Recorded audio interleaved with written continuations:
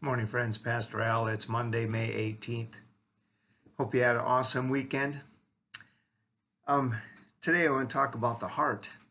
When we say heart, a lot of times our thought goes to that organ that's down in here that pumps the blood throughout our bodies and keeps us alive. And, that one that if we're not careful how we live can have problems. Sometimes even when we are careful, we have problems with the heart. But the Bible talks about the heart in a different way.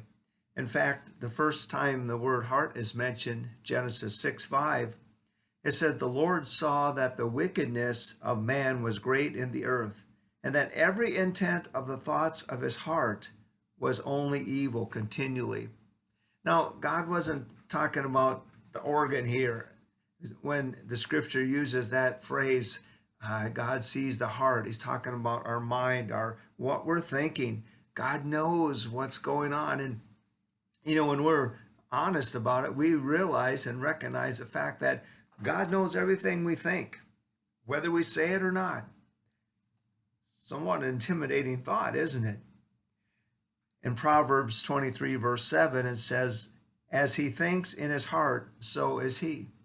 So if you're thinking good thoughts and things like that, that's kind of going to be your attitude and the character of who you are. But if in your mind you got these evil thoughts and bad things or even negative thoughts, it becomes who we are too. I love that scripture from 1 Samuel chapter 16 when Samuel was sent to anoint David as king. And Samuel was going through the older brothers, and God said, "Do not consider his appearance or his height, for I have rejected him.